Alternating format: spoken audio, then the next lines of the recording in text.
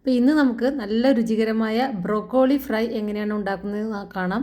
ഒരുപാട് anti oxidants ഒക്കെ ഉള്ളതാണ് ബ്രോക്കോളി. നല്ല ടേസ്റ്റുമാണിത്. ഇത് സാലഡായിട്ടും അതുപോലെ തന്നെ ചപ്പാത്തിക്ക് നല്ലൊരു കറിയായിട്ടും മെഴുക്ക് പുരട്ടിയായിട്ടൊക്കെ നമുക്ക് ഉണ്ടാക്കാം. കണ്ടു നോക്കാം എങ്ങനെയാണ് ഉണ്ടാക്കുന്നതെന്ന്. അപ്പോൾ അതിന് വേണ്ടിയിട്ടൊരു മീഡിയം സൈസിലുള്ള ബ്രോക്കോളിയാണ് എടുത്തിരിക്കുന്നത്. ബ്രോക്കോളി നമ്മൾ വാങ്ങിച്ചു കഴിഞ്ഞാൽ 1-2 ദിവസത്തിനുള്ളിൽ തന്നെ നമ്മളത് ഉണ്ടാക്കണം. ഫ്രഷ് ആയിട്ട് ഉണ്ടാക്കുമ്പോഴാണ് അതിന് ആ ടേസ്റ്റും അതിൻ്റെ ആ ഒരു ഗുണങ്ങളൊക്കെ കിട്ടുക. ഫ്രിഡ്ജിൽ വെച്ചാൽ അതൊരു യെല്ലോ കളറായിട്ട് മാറും. അപ്പോൾ അത്ര ഒരു ഫ്രഷ് ആവില്ല. അതിൻ്റെ ഒരു ടേസ്റ്റൊക്കെ ആ ന്യൂട്രിയൻസ് ഒക്കെ നഷ്ടപ്പെടും. അപ്പോൾ എപ്പോഴും നല്ല 1-2 ദിവസത്തിൻ്റെ ഉള്ളിൽ തന്നെ ഉണ്ടാക്കുക കേട്ടോ. അപ്പോൾ ഇതിൻ്റെ ആ ഓരോ പൂവുകളായിട്ട് ഇതിങ്ങനെ പൊട്ടിച്ചെടുക്കാം. എന്നിട്ടിത് കഴുകി വൃത്തിയാക്കിയതിൻ്റെ ശേഷം നന്നായിട്ട് നീളത്തിൽ അരിഞ്ഞെടുക്കുകയാണ് വേണ്ടത്. ഈ പൂവുകൾ ഓരോന്നായിട്ട് പൊട്ടിച്ചെടുക്കുമ്പോൾ അതിൻ്റെ ആ തണ്ടോട് കൂടി തന്നെ പൊട്ടിച്ചെടുക്കാൻ ശ്രദ്ധിക്കുക. പിന്നെ ആ ബാക്കിയുള്ള അടിയിലത്തെ ഭാഗം കളയാവുന്നതാണ്. ബാക്കിയുള്ളത് ഓരോ പൂവുകളായിട്ട് അത് പൊട്ടിച്ചെടുക്കുക. എന്നിട്ട് ഞാൻ ഇതേപോലെ പൊട്ടിച്ചെടുത്ത് വെച്ചതാണ് കേട്ടോ. അത് കുറച്ചിങ്ങനെ നീളത്തിലെ തണ്ടുണ്ടെങ്കിലും അതൊന്നും കളയണ്ട, അതെല്ലാം എടുക്കാം. ഇനി വലിയ പൂക്കളായിട്ട് അടർത്തെടുത്തതിനെ ഇങ്ങനെ നീളത്തിൽ ഒന്ന് സ്ലൈസ് ചെയ്തെടുക്കാം. വലുതിനെ ഒരു 2-3 സ്ലൈസ് ആക്കിയിട്ട് എടുക്കാം കേട്ടോ. അപ്പോൾ ഇതിൻ്റെ ആ തണ്ടൊക്കെ കളഞ്ഞതിൻ്റെ ശേഷം ഈ മുറിച്ചെടുത്തത് മാത്രം ഒരു 350 ഗ്രാം ഉണ്ട്. ഇതിനി നന്നായിട്ട് കഴുകി വൃത്തിയാക്കിയതിൻ്റെ ശേഷം ഇത് ഒന്നും കൂടി സ്ലൈസ് ചെയ്തെടുക്കാനുണ്ട്. അപ്പോൾ ആദ്യം ഇതൊന്ന് നന്നായിട്ടൊന്ന് കഴുകി വൃത്തിയാക്കി എടുക്കണം. അപ്പോൾ അതിന് വേണ്ടിയിട്ട് ഇതിലേക്ക് ആവശ്യത്തിനുള്ള ചെറിയ ചൂടുള്ള വെള്ളം ഒഴിക്കാം. തിളച്ച വെള്ളമൊന്നും ഒഴിക്കേണ്ട ആവശ്യമില്ല കേട്ടോ.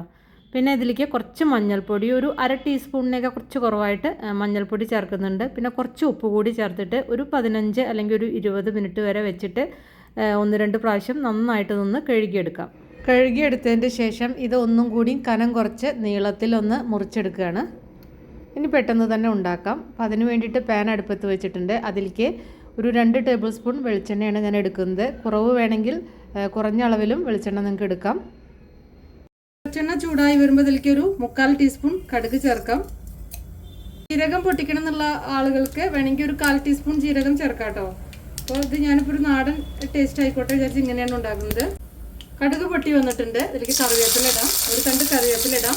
പിന്നെ അതുപോലെ തന്നെ സവാള എണ്ണ ഇടുന്നത് കേട്ടോ. 2 സവാള നീളത്തിൽ അരിഞ്ഞിട്ടുണ്ട്. നീളത്തിൽ തന്നെ അരിഞ്ഞിട്ട് ഇടാം.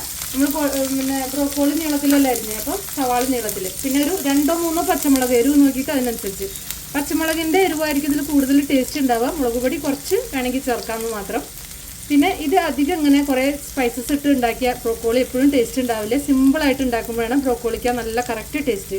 ഞാൻ വെറുതെ സവാള വഴറ്റിയിട്ട് അതിൽ ബ്രോക്കോളിയും കൂടി ഇട്ടിട്ട് അങ്ങനെ ഉണ്ടാക്കാറുണ്ട്. വെറുതെ സവാളയും പച്ചമുളകും ബ്രോക്കോളിയും മാത്രം. അങ്ങനെയായാലും നല്ല ടേസ്റ്റാണ്. ഒന്ന് വാടി വരട്ടെ. ചെറുതായിട്ടൊന്ന് വാടി വന്നാൽ മതി കേട്ടോ. ഇതിലേക്ക് ആവശ്യത്തിനുള്ള ഉപ്പ് ചേർത്ത് കൊടുക്കാം. ഒന്ന് വാടി വന്നിട്ടുണ്ട്. ബ്രൗൺ ഒന്നും ആവണ്ട, നന്നായി വാടി വന്ന് ഇതിലേക്ക് ഇഞ്ചി വെളുത്തുള്ളി പേസ്റ്റ് ഒരു 1/4 ടീസ്പൂൺ ചേർത്തിട്ടുണ്ട്.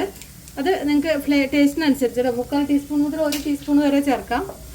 പിന്നെ ഇഞ്ചി വെളുത്തുള്ളി നിങ്ങളുടെ കയ്യിൽ പേസ്റ്റ് ഇല്ലെങ്കിൽ നീളത്തിൽ വെളുത്തുള്ളി ഇഞ്ചി ചെറുതായിട്ട് അരിയുക. അതുപോലെ വെളുത്തുള്ളി ഇങ്ങനെ നീളത്തിൽ അരിഞ്ഞിട്ട് 2-3 അല്ലി വെളുത്തുള്ളി ചേർത്താലും മതി. എന്നിട്ട് വഴറ്റുക.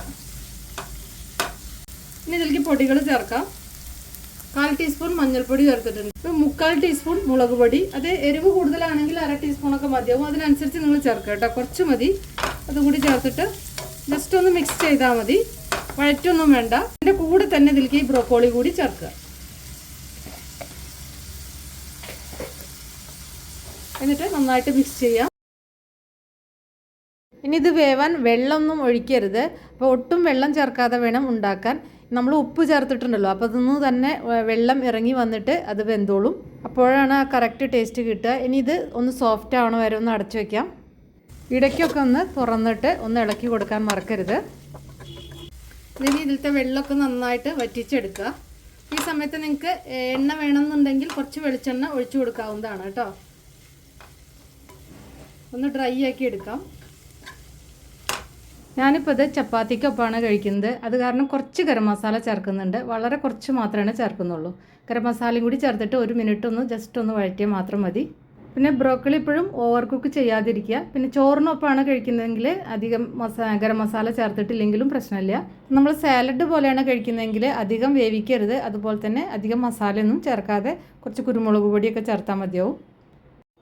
ഇതിലേക്ക് കുറച്ച് കുരുമുളക് പൊടി ചേർക്കുന്നുണ്ട്. വളരെ കുറച്ച്, ഇതിൽ കാണുന്ന അത്രയും മാത്രം ചേർത്താൽ മതി. അധികം ആവരുത്. അതും കൂടി ചേർത്തിട്ട് ഒന്ന് വഴറ്റുക.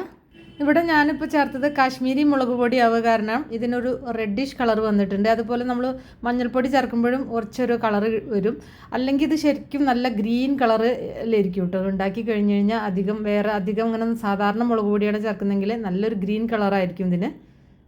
പിന്നെ ഉണ്ടാക്കുമ്പോൾ ശ്രദ്ധിക്കുക, ഇതിങ്ങനെ ഓവർ കുക്ക് ചെയ്യരുത്. കുറച്ചൊന്ന് സോഫ്റ്റ് ആയി കഴിഞ്ഞാൽ പിന്നെ അതിലത്തെ ആ വെള്ളം ഒന്ന് നന്നായിട്ട് വറ്റിച്ചെടുത്താൽ മാത്രം മതി. അപ്പോൾ അത് തുറന്ന് വെച്ചിട്ട് ഒന്ന് ഡ്രൈ ആക്കി എടുക്കണം, അപ്പോഴാണ് ആ ടേസ്റ്റ് കിട്ടുക. അപ്പോൾ ഫ്ലെയിം ഓഫ് ചെയ്തതിൻ്റെ ശേഷം ഇതിലേക്ക് കുറച്ച് വെളിച്ചെണ്ണ ചേർക്കാം. അധികമൊന്നും ചേർക്കണ്ട, വളരെ കുറച്ച് ചേർത്താൽ മതി. അങ്ങനെയാകുമ്പോൾ ആ ഒരു പച്ച വെളിച്ചെണ്ണയുടെ ഒരു ഫ്ലേവർ നല്ല ടേസ്റ്റാണ്. അപ്പോൾ വേണ്ടവർ മാത്രം ചേർത്താൽ മതി, അല്ലാത്തവർക്ക് സ്കിപ്പ് ചെയ്യാവുന്നതാണ്. അപ്പോൾ നല്ല സൂപ്പർ ടേസ്റ്റായിരുന്നു കേട്ടോ. ഇത് ചപ്പാത്തിക്കൊപ്പം അല്ലെങ്കിൽ ചോറിനൊപ്പം കേർഡ് റൈസിനൊക്കെ ഒപ്പം നല്ല ടേസ്റ്റാണ്. കുട്ടികൾക്ക് ലഞ്ച് ബോക്സിലൊക്കെ കൊടുത്തയക്കാം. വളരെ ന്യൂട്രീഷ്യസ് ആയ ഒരു വെജിറ്റബിളാണ് ഈ ബ്രോക്കലി എന്ന് പറഞ്ഞു കഴിഞ്ഞാൽ. നിങ്ങളെല്ലാവരും ഉണ്ടാക്കി നോക്കുക. അതുപോലെ തന്നെ ഇഷ്ടമായാൽ ഒന്ന് ഷെയർ ചെയ്യാനും സബ്സ്ക്രൈബ് ചെയ്യാനും ഫോളോ ചെയ്യാനൊന്നും മറക്കണ്ട. അപ്പോൾ നമുക്ക് വേറെ ഈസി റെസിപ്പി വീണ്ടും കാണാം. താങ്ക്